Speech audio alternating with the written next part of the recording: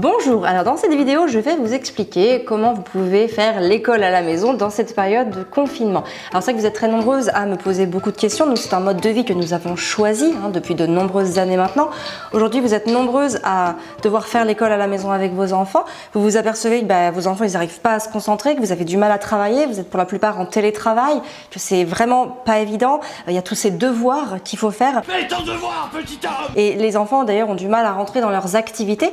Du coup en fait vous essayez de le faire quand même, mais qu'est-ce qui se passe? Vous manquez de patience parce que vos enfants manquent de concentration et que c'est pas évident, surtout s'il y en a 2 ou 3 ou 4. Et finalement ça vous crée des peurs, vous avez peur qu'il accumule du retard pendant cette période de non-scolarisation, vous avez peur aussi de détériorer la relation avec vos enfants, vous avez peur d'être en échec aussi par rapport à vos propres capacités.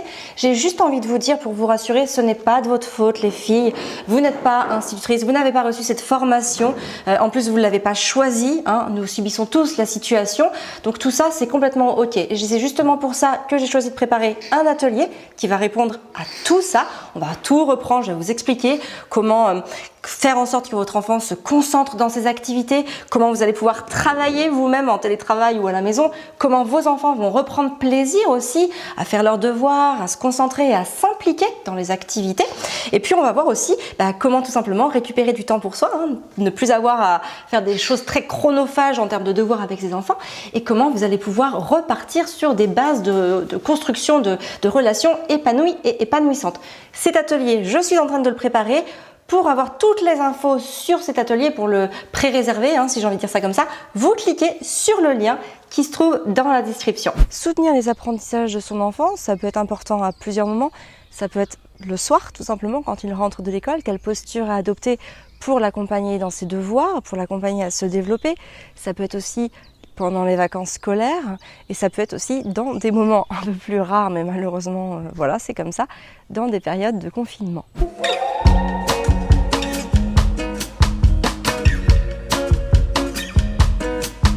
Et pour moi, une chose qui est fondamentale que vous entendiez, c'est que ce qui se passe à l'école et le mode de fonctionnement de l'école n'est pas forcément reproduisable à la maison. La première chose que je veux que vous entendiez vraiment, c'est que c'est important de ne pas vous placer dans une posture d'enseignant que vous n'êtes pas. Il n'est pas dans les mêmes conditions qu'à l'école. À l'école, il est en dehors de sa figure d'attachement. Vous êtes la figure d'attachement de votre enfant et forcément, il ne va pas se comporter de la même manière avec vous qu'à l'école avec un instituteur ou une institutrice qu'il connaît beaucoup moins. À l'école aussi, votre enfant est porté par le fait qu'il y ait tous ces enfants qui vont suivre exactement les mêmes règles dans le même cadre, et c'est la règle générale, tout le monde la suit. Vous n'avez pas non plus reçu l'enseignement, la formation pour pouvoir accompagner votre enfant dans son instruction. Vous risquez simplement de vous mettre en échec par rapport à un objectif inatteignable. Pourquoi ?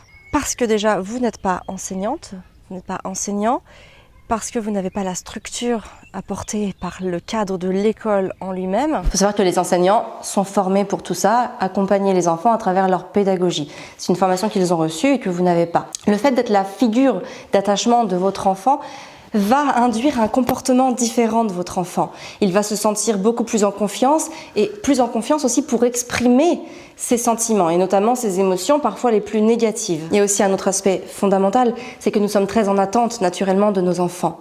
L'institutrice ou l'instituteur va demander à l'ensemble du groupe des faits, va leur enseigner des choses, mais sera moins dans l'attente qu'un parent avec son enfant. Et puis bien sûr, à l'école, l'institutrice ou l'instituteur sont là, sont 100% dédiés à l'enseignement de l'enfant. Quand on est parent, quand on est à la maison, on a aussi beaucoup d'autres choses à faire. Notre travail, la gestion de la maison, faire les repas, faire le ménage, faire le linge, tout ça aussi est intégré dans notre charge mentale et va nous empêcher d'être 100% dédiés à notre enfant. Donc c'est bien important que tu ne te mettes pas en tête un objectif inatteignable si ton enfant ne veut pas être dans la même posture, en tout cas d'accueil de l'information que quand il est à l'école, qu'il ne réagit pas pareil, qu'il ne restitue pas, qu'il ne veut pas faire. On est bien d'accord que nous ne sommes pas du tout dans les mêmes dispositions. Et donc par rapport à ça, je pense que c'est important tout simplement de sortir ce schéma de notre tête. Alors sauf si ça te fait hyper plaisir et que tu es hyper à l'aise pour le faire, voilà, pourquoi pas. Mais dans les autres cas, c'est ok. Ce qui se passe à l'école et la forme dont les enfants apprennent à l'école est un fait, est une chose, et ce qui va se passer à la maison, que ce soit le soir, pendant les vacances ou autre, en est une autre. Alors du coup, nous, avec notre rôle, notre posture, comment faire pour pouvoir accompagner au mieux ces enfants, enfin les enfants, dans leur développement.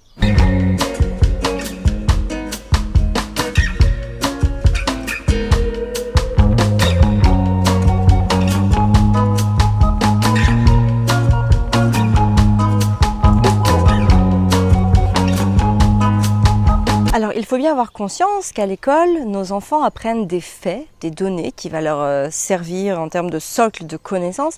Si vous faites l'instruction en famille, c'est pareil, vous allez apprendre à vos enfants des faits, des connaissances. Le but, je trouve, du soutien du parent, que ce soit le soir ou pendant les vacances, ça va être de pouvoir amener l'enfant à utiliser ces faits dans la vie réelle, dans la vie pratique. Et en fait, ce détail fondamental va pouvoir permettre à nos enfants d'organiser leurs connaissances dans la vie réelle et de pouvoir donner du sens à chacune de leurs actions. Alors dans les activités que font les enfants, il y a aussi l'habillage, parce que ça fait aussi partie de leur activité. Je vais vous montrer. Vous voyez, c'est ici qu'ils s'habillent en autonomie. Ici, il y a les affaires de Constance. Ici, il y a Gaspard. Et ici, il y a Arthur.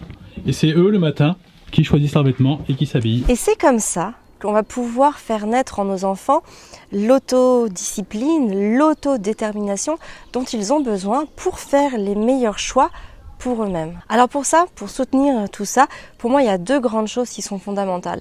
La première, c'est de laisser les enfants faire, vraiment créer de l'expérience en eux.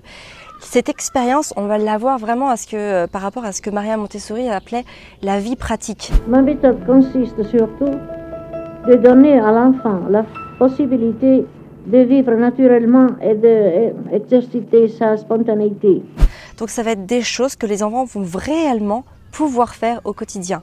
Ranger du linge, repasser, nettoyer avec une balayette, passer l'aspirateur, nettoyer avec des éponges, mettre le couvert, débarrasser la table, se laver les mains, s'habiller, faire sa toilette, ranger ses affaires, nettoyer la maison, arroser les plantes, couper les légumes. Tout ça, ce sont des activités qu'on appelle de vie pratique et qui permettent à l'enfant de mettre les faits qu'ils connaissent, les connaissances qu'ils ont en leur possession et de les organiser de manière pratico-pratique dans la vie quotidienne. Est-ce que tu préfères aller au centre aéré, aller aux ateliers Montessori ou rester à la maison? L'atelier Montessori. T'aimes bien l'atelier Montessori? Oui. Et tu fais du travail à la maison avec maman? Ah oui. Ouais. Et c'est quoi que tu préfères? Dessiner. Dessiner? Dessiner des lettres. Dessiner des lettres?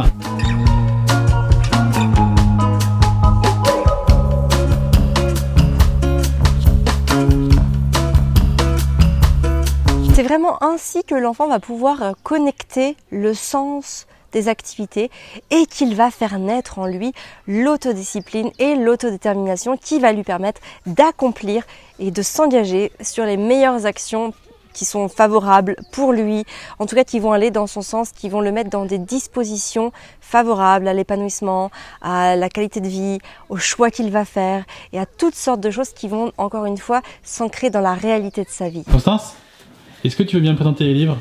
Non. Les petits livres du soir, ils sont là. C'est parti aussi un peu des activités. Donc il y a un petit peu de tout. Celui-là, au hasard.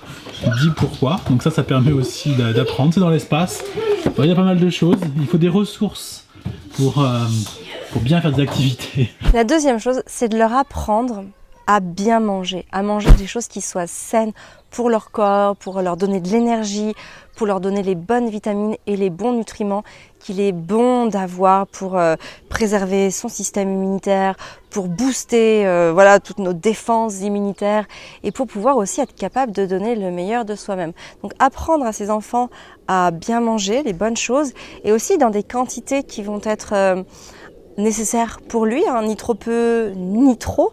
Le but est de manger en conscience par rapport à sa faim, par rapport à ses besoins aussi. Un enfant qui va avoir fait 2 heures de natation n'aura pas les mêmes besoins qu'un enfant qui aura fait 2 heures de lecture par exemple.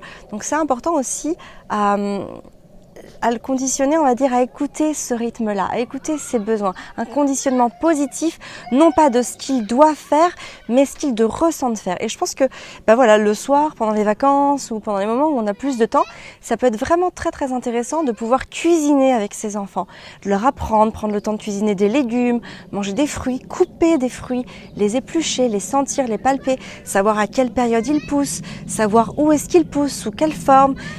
Tout ça, c'est un enseignement extraordinairement riche parce que ça va lui servir toute sa vie et ça ne s'apprend pas à l'école. Encore une fois, ça c'est vraiment quelque chose qui va pouvoir être appris dans des conditions familiales et qui apporte énormément de sens à l'enfant. Donc profitez de tous ces moments où vous avez plus de temps pour faire ce genre de choses. Il faut savoir qu'en plus quand on fait la cuisine, on peut réviser sa géographie, son histoire, on peut réviser ses mathématiques, le langage par le fait de décrire les mots ou de les décrire ou voilà, en tout cas enrichir son vocabulaire. Faire les couleurs avec les plus petites, tiens une courgette c'est quelle couleur, tiens ce poivron est quelle couleur. Voilà, donc c'est très très intéressant aussi de pouvoir travailler sur l'informel. Est-ce que tu travailles toute la journée? Non. Et t'aimes bien les maths? C'est ce que je fais. Les maths, c'est apprendre à compter. Vous voyez, ce qui est important avec les enfants, c'est pas forcément de reproduire l'école à la maison, c'est que l'école a ses codes, l'école a son fonctionnement. Arthur, en fait, je dis les mathématiques, en fait, il sait pas ce que c'est. Parce qu'on n'a jamais nommé en disant, tiens, aujourd'hui, on va faire des mathématiques. Nous, on est vraiment basé sur les apprentissages libres, très adaptés de la pédagogie Montessori. Et on se dit pas, tiens, on va faire des maths. Là, c'est plutôt, qu'est-ce que tu aimerais faire maintenant? Donc, il va choisir une activité. Après, on peut bien évidemment les guider, mais notre but, c'est pas de se transformer en professeur à la maison et de pas avoir des élèves. On est à la maison, on a notre propre fonctionnement et ça appartient à chaque famille. Il y a des familles qui vont décider de plus travailler sur une table de telle heure à telle heure. Nous, c'est beaucoup plus libre, c'est beaucoup plus large. Donc aussi à vous de trouver votre fonctionnement, mais soyez vigilants à ne pas reproduire absolument l'école à la maison. Ce qui est important, c'est de ne pas se mettre la pression. Retenez bien, ne vous mettez pas la pression. Travaillez plutôt sur des choses qui soient concrètes. Vraiment de la vie pratique au maximum, c'est riche de sens et ça apprend tellement de choses à l'enfant et notamment l'autodiscipline et l'autodétermination. Et enfin, profitez de cette période pour cuisiner avec les enfants, faire des recettes que vous n'avez pas le temps de faire, utiliser des ingrédients ou tout simplement servez-vous de fruits et légumes que vous n'avez pas l'habitude de préparer au quotidien.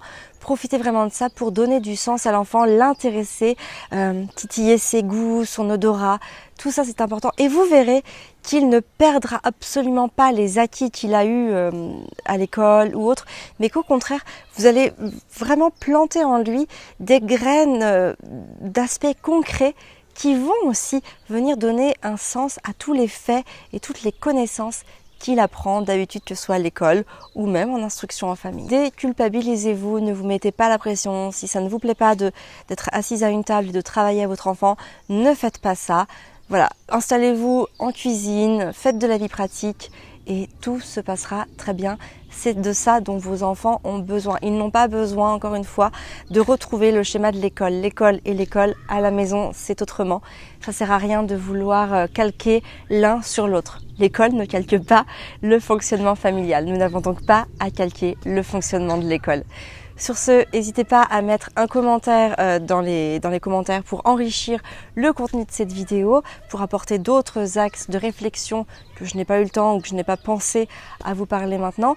N'hésitez pas à vous abonner à la chaîne Famille Épanouie si ça vous intéresse. Si vous voulez télécharger le pack Famille Épanouie, vous cliquez sur le lien qui est dans la description.